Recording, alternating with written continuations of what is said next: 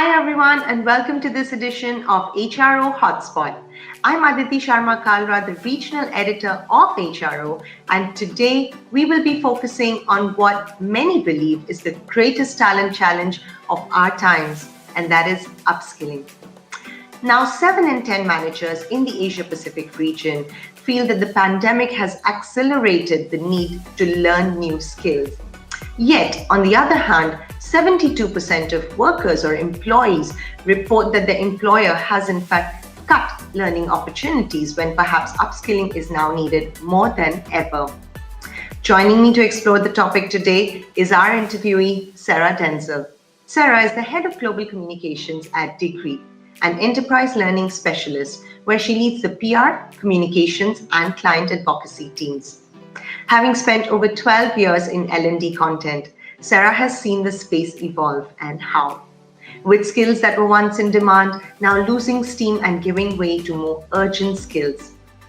Against this backdrop, we've invited Sarah to share ideas on how you can support your employees on this upskilling journey. It's an absolute pleasure to welcome you here, Sarah, and thank you so much for joining us. Thank you for having me, Aditi. I feel very welcome. It's a pleasure for us, actually. So, Sarah, my first question to you today is, in light of the pandemic, many companies have been forced to cut their learning budgets, which means that they must achieve the same, if not more, level of upskilling with fewer resources. How are employees grappling with this tough balancing act?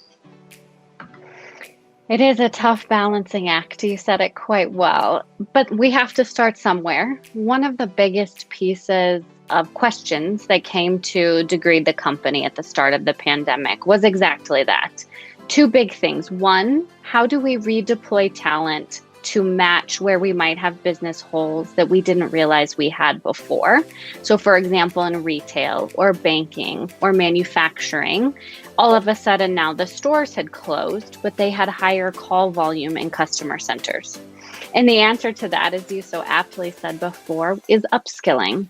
And you can't really do that without understanding what skills your people and your business have. So that's the first place I would start, is taking some sort of inventory of the skills that your people have. And then to your larger point of budgets that are being cut, this is something that we're feeling all across many businesses, of course, not just learning. But what I would say here is that there are many free online tools that can help provide learning content and learning experiences for no charge at all. So I would say start there. There's wonderful things like the Khan Academy, tools like Degree, the YouTube, even just a quick Google search will provide you many, many resources for upskilling at this time. I think those are very helpful and actionable tips. So the first is to actually start with your upskilling inventory to see what skills are needed, and then look for the resources that we may have available free of charge. Thanks very much, Sarah.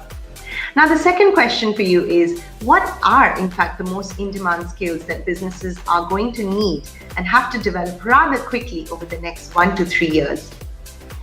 That is a great question, and you will probably like the answer because there's a lot of options actually in front of us. So we found a few things. First and foremost, we tend to believe that the first place we should focus is technology skills, because in the marketplace, you hear a lot about things like robotics and AI. And those things are incredibly important. But at the same time, the half-life of skills is decreasing, especially in skills like that, because technology is changing so very quickly. So my current recommendation is to focus people first. We know that not having the skills that organizations need or that someone feels like they might have to be successful in their job impacts their mental health, as well as the ability for the company to do the appropriate job. We see lower productivity, and in turn, the organization suffering things that impact their bottom line. So when we think about where we should focus, I say it should be a balance. I think we need to look at those technological skills, but I also feel like we need to invest in humans and in what Degree calls power skills, which are things like communication, negotiation, critical thinking. And the reason I believe that those are the types of skills we should focus on in addition is because those skills are things you can take with you no matter what job you have, no matter if it's in, a business line or leadership or marketing or manufacturing, or you're on the line. Those people or human skills are things you can take with you no matter what. So if you're unsure, I would start there, things that will always benefit you no matter your role within an organization. Yeah, I absolutely agree on the importance of the power skills. Those are, things that you really want to focus on. Like you said, they're quite role agnostic. So thanks very much for that list. Now, my final question to you, Sarah, is when we're looking ahead, how can L&D leaders create upskilling opportunities that deliver greater returns and make the most of every dollar that they're spending?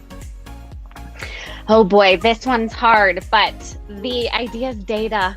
I believe that we all need to be better. It's actually one of the skills, if we had to rank them, better understanding data across an organization and data-driven decision-making is something that's really important. And it starts, to your point earlier, with skills. You don't know where you're weak or where you're strong, and therefore where your team is strong or weak.